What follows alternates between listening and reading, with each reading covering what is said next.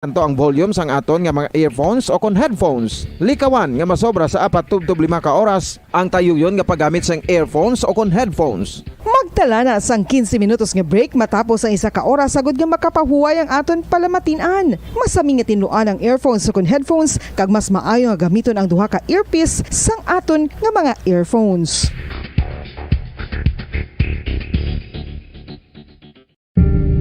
Tips sagod malikawan ang insomnia. Ang pagtulog sang maayo ang makaapekto sa mental kag physical health sang isa ka tawo. Apang kung kaisa hindi maligar nga nagaka-eksperyensya sa ginatawag nga insomnia, gani ari ang matip sagud malikawan ini kag mas makatulog sang maayo mga kabombo. Kinahanglan nga pareho ang oras ang imo pagtulog kag pagbangon kada adlaw agud maset ang imo nga body clock. Kun adlaw, mas maayo nga buksan ang mga kortina agud makasulod ang kasanagon, paglakat-lakat kun aga kag pag-ehersisyo. Kun gabi, likawan ang mga masanag nga screen kaangay sa mga gadgets kag TV. Limitahan man ang pagkaon kag mga ilimnon nga may caffeine kag nicotine bagod makatuga ini sang problema sa pagtulog. Likawan man ang pagkaon sang madamo, pag-inom sa alcoholic drinks, pag-inom sang madamo nga tubig kag ang pag-overthink antes magtulog.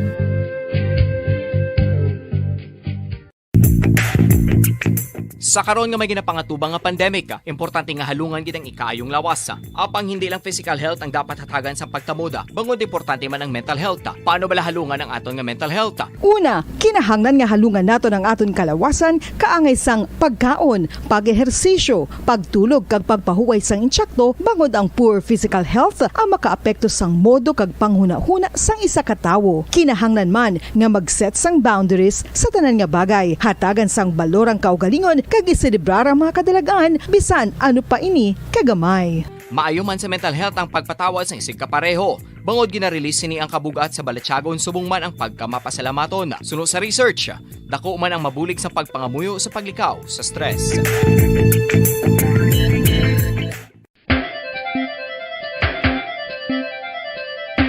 Ang talaba. Sino bala ang hindi maganahan magkaon sang talaba? Magluwas sa manamit sini nga sabor, ang talaba ang nagaunod man sa calories, protein, fat, vitamin D, thiamine, niacin, vitamin B12, iron, magnesium, phosphorus, zinc, copper, manganese kag selenium.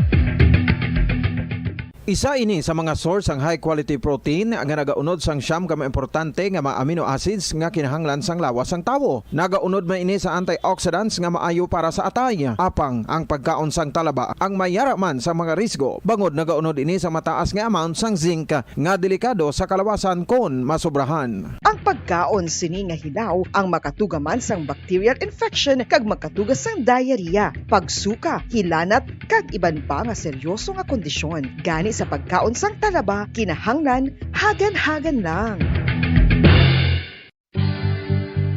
Oral disease, nagapadayon nga seryoso nga public health problem sa Pilipinas. Ang prevalence sang dental caries sa mga permanent teeth ang nagapabilin nga mataas sa 90% throughout the years. About 92.4% sa mga Filipinos ang may tooth decay, kag 78% ang may gum disease o kon periodontal diseases, santo sa report nagikan sa DOH. Bisan pa nga ini ang preventable o kung matapna, ini nga balatian ang nagapikto sa halos kada Filipino at one point or another sa iya nga pagpangabuhi. Ang pag-practice sang good oral kag dental hygiene kaangay lang sa paghalong kag pagtatap mo sa imo kaugalingon. Nagatap na ini sang bad breath, tooth decay, gum disease, resulta ang healthy nga baba. Ang healthy nga baba o kon mouth, maayo nga indicator nga maayo man ang imo lawas. Gani halungan gid ang aton nga dental health.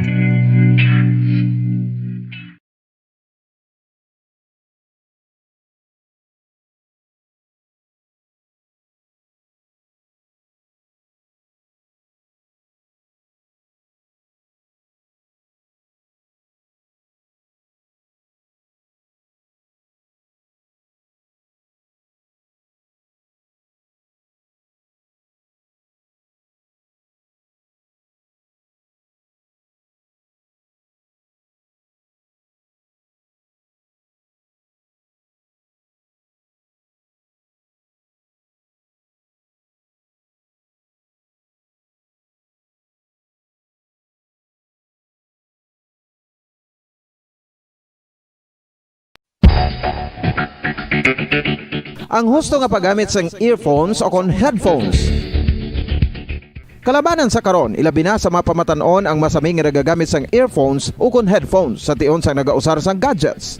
Apang, ano bala kalawig ang aton paggamit sang earphones kag headphones? Nakahibalo bala kamo mga kabombo nga ang tuman kalawig nga paggamit sini ang makatugas ang ear noise o kon acoustic trauma? May pila naman ka tips nga makabulig agud mahalungan naton ang aton dulunggan kag pamatinan. Dapat nga ipabilin nga yara lang sa 60% ang volume sang aton nga mga earphones o kon headphones. Likawan nga masobra sa 4 tub 5 ka oras ang tayuyon nga paggamit sang earphones o kon headphones. Magtala na sang 15 minutos nga break matapos ang 1 ka oras sagod nga makapahuway ang aton palamatinan. Masami nga tinuan ang earphones o kon headphones kag mas maayo nga gamiton ang duha ka earpiece sang aton nga mga earphones.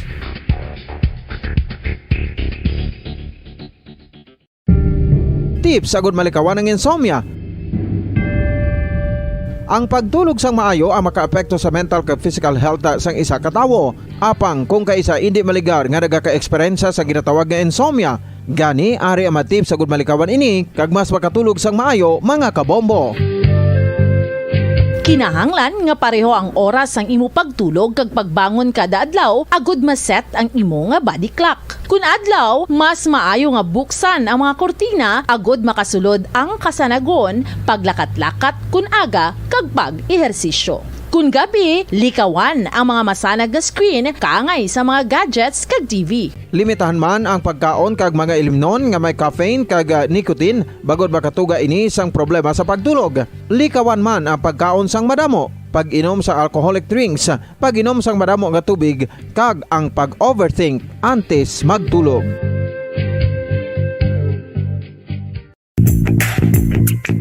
Sa karon nga may ginapangatubang nga pandemic, importante nga halungan gid ang ikaayong lawas. Apang hindi lang physical health ang dapat hatagan sa pagtamuda, bangod importante man ang mental health. Paano bala halungan ang aton nga mental health? Una, kinahanglan nga halungan naton ang aton kalawasan kaangay sang pagkaon, pag-ehersisyo, pagtulog kag pagpahuway sang insyakto bangod ang poor physical health ang makaapekto sang modo kag panghuna-huna sang isa ka tawo. Kinahanglan man nga mag-set sang boundaries sa